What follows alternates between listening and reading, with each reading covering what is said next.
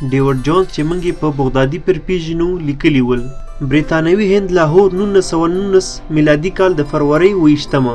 ناارامه یم، کیسه معلومه ده. غرمه مې هندي شراب وڅښل، ښه نه ول. پر زړه مې ترخې اوبه راواوښتې. نیم ساعت مې په تشناب کې تېر کړ، بې ګټې و. اخر مې د میلمستون زړې خدمتګارې راني ته ورغږ کړ. له جارو سره راغله، ګېډې ته مې غبرګ لاسونه نیولي ول.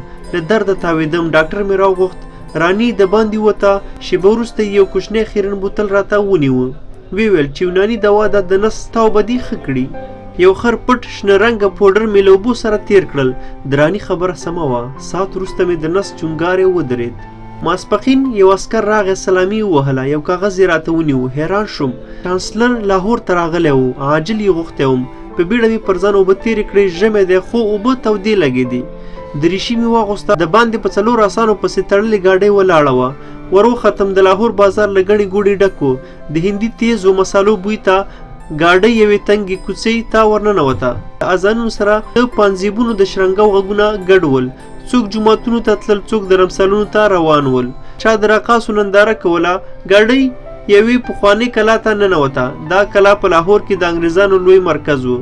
اوږدې کوټې ته ورغلم. له پوځي منصبدارانو ډکه وه. د چانسلر ډبل اوږده بریتونه زړېدلي ول. پلی مې د سلام په دود له سر ښکته کړه.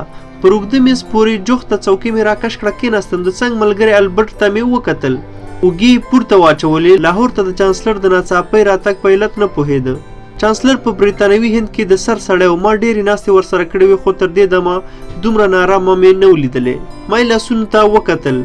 پنډې سرې ګوتې لړزېدلې. چانسلر ودرېد، غاړه صافه کړه. ویې ویل د افغانستان له حالاتو خبر یاست؟ ټول غلي ول. البرټ ودرېده. هو صاحب، پاچا حبیب الله خان یې د لغمان په کلاګوش سیمه کې وواژه. غلی شو. چانسلر ویل همدومره؟ نه، څه موده مخکې زوی امان الله خان پاچاهي اعلان کړه. د امان الله خان په اړه څومره معلومات لري؟ البرټ بله خبره ونه کړه. چانسلر د تمباکو له پاڼو جوړ پنډ سګرټ ولاګو. له خولې سپېره لوخړه راووته. یو دم یې چیغه کړه، ایشورام چیرته دی؟ دروازه خلاصه شوه. انګریز پوځي سلامي ووهله. په زوټه یې وویل صاحب ایشورام همدا اوس راورسېد، خو نیغ تشناب ته ولاړ. البرټ ته مې وکتل. لاندینۍ شونډه یې په غاښونو کې ټینګه نیولې وه. ګېډه پورته پورته غورځېده. په مخ کې راټولې شوې وینې وپوهولم چې خندا یې په ډېره سخته کابو کړې ده. نورو ته مې وکتل. ټولو جدي څېرې نیولې وې. ایشورام راغی، خو چانسلر ته د دمې جوړولو وخت ورنه کړ. هغې وغوښتل چې خبرې وکړي. ایشورام مې پېژنده، هندو، خو صفا پښتو یې ویله. ده په کابل کې د یوناني طب کار کاوه، خو په اصل کې د برطانوي هند ترخوا خوړله. ایشورام وویل زما دوکان د کابل مراد خانې ته نږدې دی. څو ورځې مخکې پر سپین اس یو سپور ځوان راغی. ځوان ښایسته ښکاره کېده. غټې سترګې، سپین مخ او نري بریتونه یې لرل. ورنږدې شوم. امان الله خان له ګارډ او عسکرو پرته یوازې راوتلی و. له تیکې راوتلې توره یې لمر ځلوله. خلک خبر شول. دوکانو ته قلفونه ور ولوېدل. ارته میداني له سلګونو یا هم زرګونو کسانو ډکه شوه. ځوان پاچا ناره کړه، ولس یې د خپلواکۍ اخیستلو ته راوباله. د یو سرلوړي آزاد او پرمختللي افغانستان غوښت. په خبرو کې زور و. خلک یې د انګریزانو پر ضد پاڅون ته رابلل. ایشورام 20 دقیقې خبرې وکړې. کېناست. چانسلر له جیبه یو کاغذ راویست. امان الله خان برطانوي حکومت ته لیکلی و چې افغانستان باید د یو خپلواک هیواد په توګه په رسمیت وپېژني.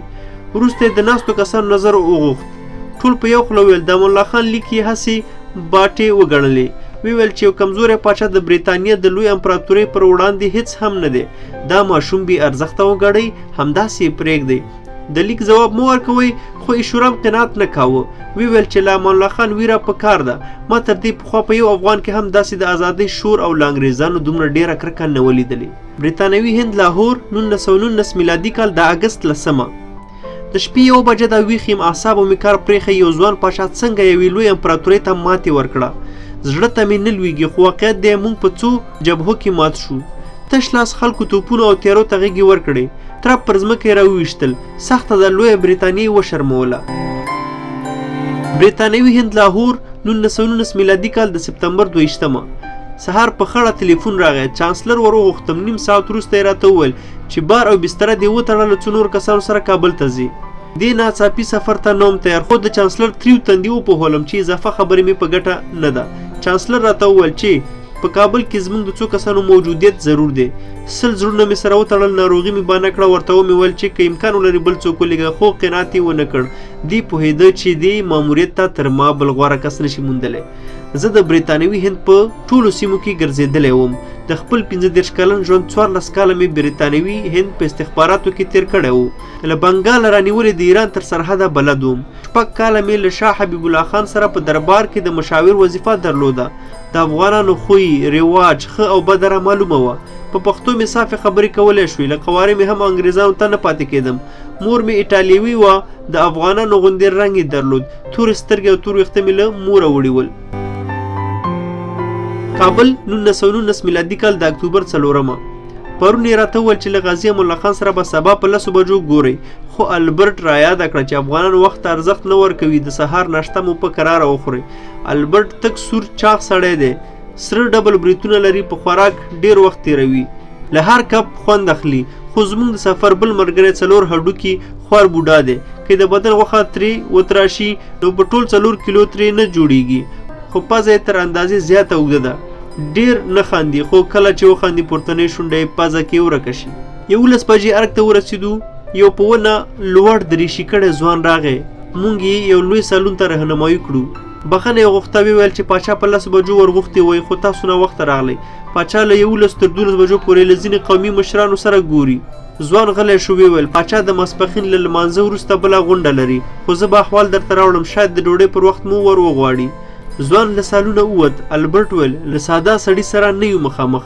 حیرانوونکې سترګې مې ور واړولې. البرټ وویل په آسیایي هېوادونو کې مې ډېر پاچاهان لیدلي، خو دا سړی امان الله خان لومړنی پاچا دی چې وخت ته ارزښت ورکوي.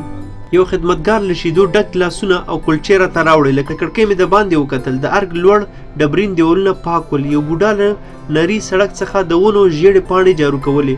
ارګ مې پخوا هم لیدلی، خو دومره پاک نه ښکارېده. د باندې ووتم، سوړ باد لګېده. په چمن کې د ګچو سپینې لیکې تېرې وې. پورته مې وکتل، د شیر دروازې د غره پر څوکو د واورې نری پیروی پروت و. سګرټ مې ولګاو، د جارو غږ نږدې و. یو شېبه ودرېدم، د مني لمر ته مې په سختۍ هډونه تاوده شول. نیم سوخته سګرټ مې په چمن کې واچو، تر ډېره مړ لوګی یې ترې وخوت. بوډا راغی، نیم سوخته سګرټ یې ور پورته کړه، په جارو شویو پاڼو کې واچو. بوډا ته مې وویل په چمن کې د سپینې لیکې ولې جوړې کړې دي؟ بوډا راوکتل، څه ونه ویل، لاړه.